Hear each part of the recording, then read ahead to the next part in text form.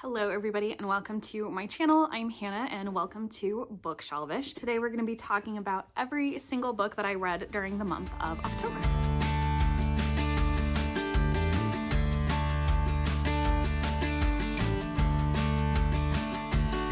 If you have watched one of these before, you know that I usually go through my stats before we jump into my actual reads for the month. So we'll dive into those. I read 17 books in the month of October, which is about my target. That's what I shoot for reading. A lot of these were poetry books though.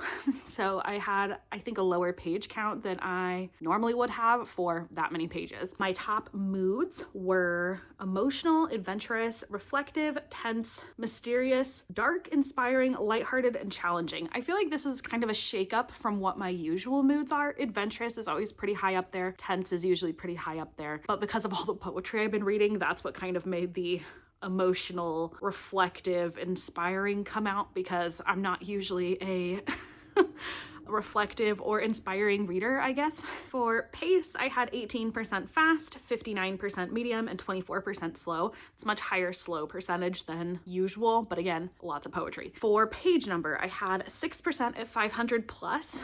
Usually this is closer to like at least a quarter of my reads are 500 plus. 53% were 300 to 499, and 41% were 300 or less. This also is probably the most shocking graph that I'll put up, and it's just because I normally have like 100% fiction, if not like maybe 6 to 8% nonfiction, but this month I had 41% nonfiction, which is crazy. Romance, I had for genres, I had 9 romance, 7 poetry, 7 fantasy, 3 feminism. I didn't know that was a genre, but it is. 2 contemporary, 1 dystopian, and 1 LGBTQIA+.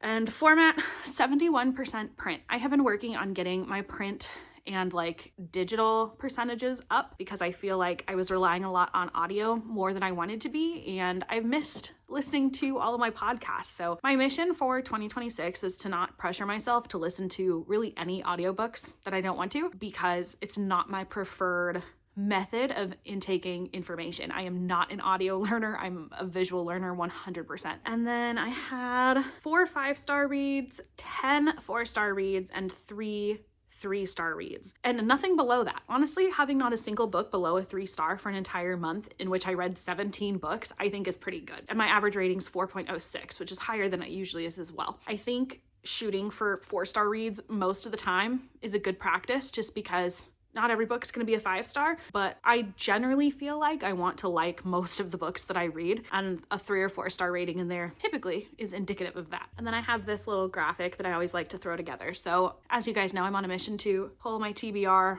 from like over 700 books down. I have not succeeded. My TBR went up this month by about 3. My total TBR is now up at 724 books. I did unhaul 3 books off my TBR this month. I read 5 arcs and I read 13 books total. 4 were off my shelves, and that was it. That's really why my TBR tanked, because I didn't read as much off my shelves as normal. I had 2 rereads and then 7 library books. And it's really the library books and the arcs that kill me, because then they obviously aren't helping me knock off my TBR, but I kind of justify it because arcs prevent me from going out and buying more books for my TBR that I maybe otherwise would have, because I can read them ahead of time for free and know whether or not it is for me. And then I acquired 12 books this month, which again is not amazing, but it's also not terrible. It just seems worse because I didn't read enough off of my TBR to like replace those. Okay, all that being said, let's jump into my actual October reads. So first up is 5 Broken Blades by Mai Corland. This is actually a reread for me. I have both of the sequels to this book checked out from the library right now, and I wanted to do a reread of this because I really didn't remember a lot. This book is about 5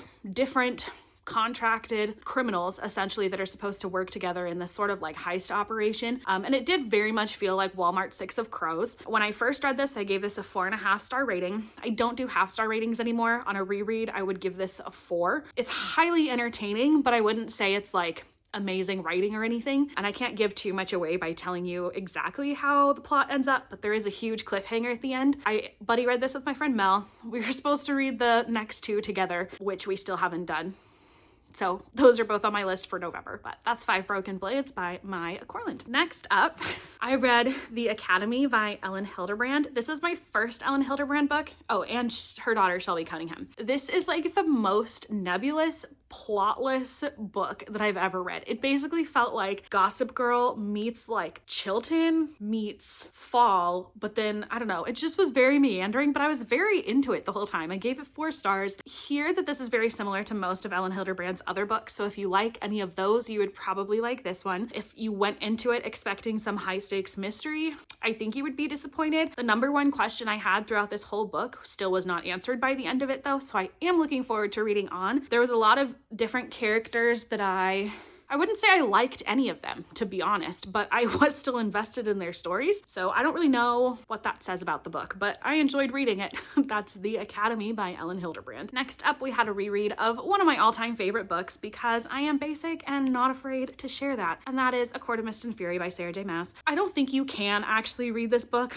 and not like it, and I know there's gonna be someone that watches this video someday and is like, I hated A Court of Mist and Fury, and that's fine. It's fine to hate joy. That's okay. You can do that. I, however, love it. The reread is always just so magical to me, so I am continuing on my reread of this series with A Court of Wings and Ruin during November, which I'm excited about. And yeah, if you haven't read ACOTAR, if you think you will hate it, I would say just read it and see, because I don't think you'll hate it. Next up, I'm gonna put some covers up here because I checked them out from the library. I was on a bit of a Maya Angelou kick, so we've got Amazing Peace, On the Pulse of Morning, Mother, and I Shall Not Be Moved. I believe I gave all of these 4 stars. Sincerely enjoyed all of them. I think Maya Angelou has a very rounded, natural style that really comes through in all of her work. I just love sitting with it and soaking it up. Out of all of these, I think my favorite was Amazing Peace, and I think my least favorite was probably Mother, but it's not because it was bad, it's just because there was a lot that I couldn't really relate to since I do not have kids yet. But regardless, I think if you're looking to get into more poetry, Maya Angelou is a fantastic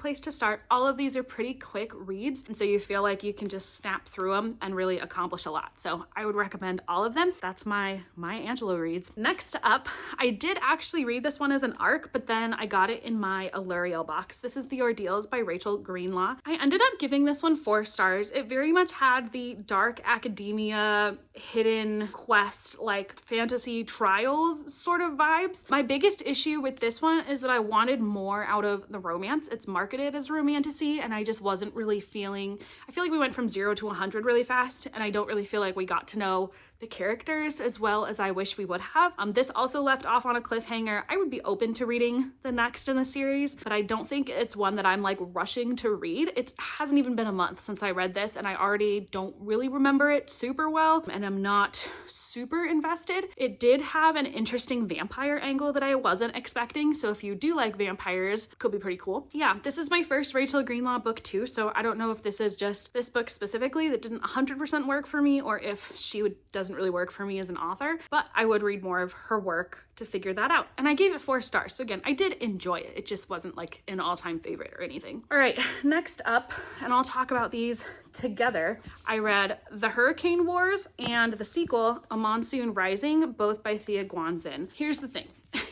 I think this was such an interesting, unique world, and I really enjoyed that aspect of it. It's like nothing I've ever read in fantasy before, which I did appreciate. However, as a general rule, the writing is not as strong as it could be. I'm not usually someone that criticizes books either. I can enjoy a trash, garbage, very poorly written book just as much as I can enjoy, you know, a classic Hemingway or something like that. But I do think it took me out of the story a little bit. The ideas are so complex and the world was so interesting. It felt like kind of a letdown that the writing didn't live up to that, or I think represent it in the best way possible. So that was kind of my frustration with book 1, but I did think it was paced fairly well and it did hold my interest the whole time. I gave book 1 4 stars. Then I ran into more issues with book 2 because I feel like the same central issue between the 2 main characters just kept going in freaking circles, and it was so frustrating to read because I get really annoyed in books when like the whole trope is miscommunication,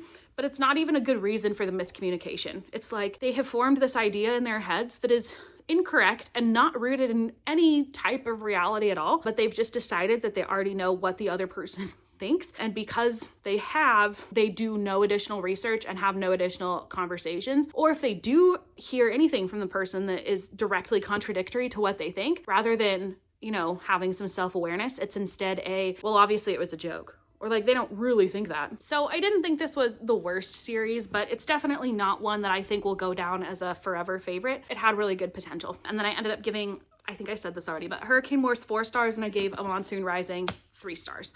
And to be honest, I probably won't end up keeping these, but we'll see. Next up, this is, I think, my favorite. It's tied for my favorite book of October. This is Conform by Ariel Sullivan. I also read this as an ARC, although I actually did win a Goodreads giveaway for a copy of this one, and it should be coming in the mail at some point. I haven't won a Goodreads giveaway in forever, so I was very excited that it's for a book that I actually love so much. This is a dystopian book. It feels like if you ever read like Delirium in middle school or high school, that's the vibe that Conform gives off. It is interesting, it's gripping, there's a bit of a love triangle, you're dealing with this really crappy societal structure that divides the elites from, they call them defects. There's minor and major defects. So our main character is a minor defect, which basically means there's something physically wrong with her. For her, it's that she has heterochromia, or 2 different colored eyes. So basically the defect's entire existence is to support the elite's society. One of the ways that the minor defects do that, if they're women, is that they can get contracts to essentially procreate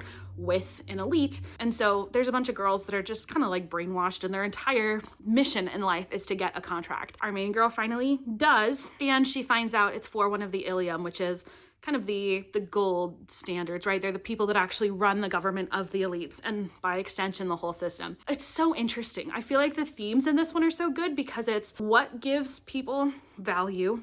How much stock should we put into government systems if they're wrong? If you're rebelling against bad authority, but you're using bad methods, does that make you good or does that make you bad? And then you have this whole romance aspect tied into it because she does kind of really like her Ilium, not boyfriend, but like consort, reproductive baby daddy. But then there's also this major defect boy that comes into play. So it's very interesting, and it ended on such a cliffhanger. And I'm so excited to read the sequel whenever it comes out. I think really the hard thing about this book, and why I think not everyone may like it as much as I did, is that it is very much the first book in a series. And so with that, there's a lot of plot lines, characters, themes that are still very much in development. And the purpose of this book is to introduce those things rather than to solve them. And so I feel like I ended the book with way more questions than I started the book with. I understand that can be frustrating for some people. It was frustrating for me at times, but I loved it, because now I'm so excited for book 2. That's Conform by Ariel Sullivan. I highly recommend it. If you have any interest in the dystopian genre at all, I think you should try this one out. And it does really have a healthy romance plotline too. So I think it would appeal to a lot of different readers on a lot of different levels. It has that dystopian edge, but it gets kind of into sci-fi a little bit too. So yeah, I think there's something that everyone could love in this book. Next up, I'm going to talk about 2 Amanda Lovelace books. These are both poetry collections. The first is The Witch Doesn't Burn in this one, and the second is Unlock Your Storybook Heart. The Witch Doesn't Burn in this one is all about female rage. I think Amanda Lovelace has an underlying theme in a lot of her collections. So this one, to me, yeah, is feminine rage. Like, you are pissed because men have done what they do, and now we're all going to light them on fire. That's the whole vibe of The Witch Doesn't Burn in this one, as you might have guessed from the title. I love Amanda Lovelace's poetry. I think she writes with such stark visuals and really raw emotion, and that's hard to do. And she has kind of more of a fantasy element to a lot of her collections, as opposed to just everything. Like we talked about Maya Angelou being really grounded in natural reality of the world.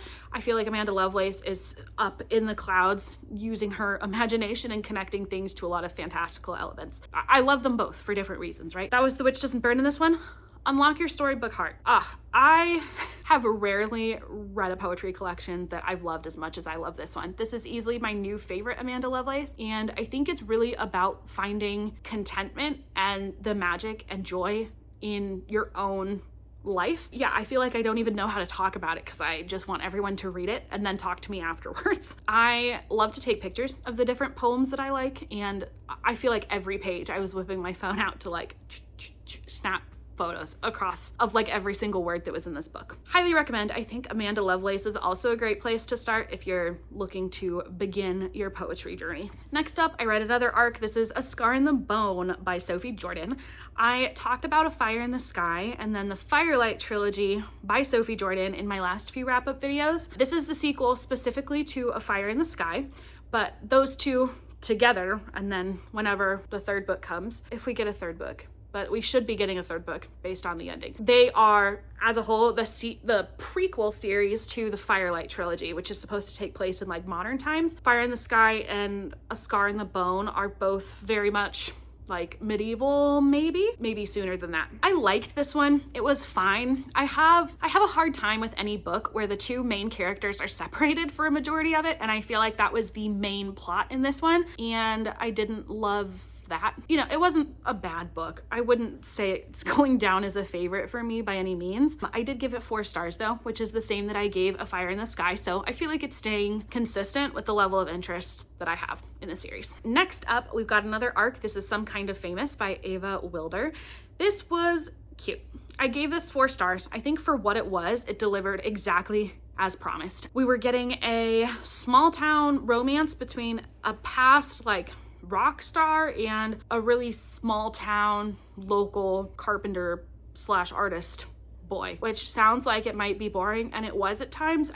One of the things that I have issues with, I think this is my second Ava Wilder book, is that I feel like she tries to be an Abby Jimenez where she has romance plus, meaning there's like a lot of other stuff baked into it, but I think she has a hard time developing those themes better, and so it feels like she spun a wheel of like, what trauma should I include for these characters? And it lands on like, oh, problems with sister. Oh, has a past issue that required rehab. And then she's like, cool, add to story. Like, and so it just comes off a little bit clunkier to me, and it doesn't feel as genuine. Like, it feels like a very surface level take on everything except the romance. But because everything but the romance is surface level, it kind of impacts, I think, the romance negatively as well, because it feels like these aren't real people. It was fine. I wouldn't say that it's like my favorite romance of all time, but I did give it 4 stars. So do with that what you will. Next up, this is a library book, but lucky for you guys, I haven't returned it yet. This is Milk and Honey by Ruby Kaur. Thought that I had read this one forever ago, but I didn't. I read this for the first time. Again, really good themes. I think this one does include some trigger warnings for sure, because it has a lot to do with sexual abuse, sexual awakening, womanhood, everything that kind of goes into your heart, right? Hurting, loving, breaking, healing. Yeah, I think this was a lot of people's entry point into modern poetry, and I think it's a great option for that. But yeah, read with care considering the themes that it comes with. I gave this one 4 stars. And lastly, we have The Book of Autumn by Molly O'Sullivan. I read this as an arc, and it did come out last Tuesday, which would have been October 28th. I wanted to like this one more than I did. I ended up giving it 3 stars. It had a really unique premise. It was kind of similar to The Ordeals in the sense that it's at a kind of dark academia vibes magic school, but this one was based in like the heart of New Mexico, and so there was a very like dusty red desert aspect to it that it just wasn't gripping me, and I was expecting autumn vibes going into this, and it just did not feel like the way that I think fall should. I do think that the romance has some places to go in this, but the romance was very much a subplot. Like, this is not a romantasy. And honestly, I think the mystery that was present throughout this was pretty creepy. There's a girl that's like possessed sort of, and she like levitates and talks to you, and it gave me the heebie-jeebies a little bit. I think that was the point. In conclusion, it wasn't my favorite book of all time, but it wasn't terrible. I did give it 3 stars, but I think if it sounds intriguing to you, then you should try it out because it is different. It didn't feel like any other book really that I've read with the magic setting, the magic system, and the setting combined. That is everything that I read in the month of October. Thank you so much for listening, and I hope you come back real soon. Go out and read a book and make it a great day. Thanks. Bye.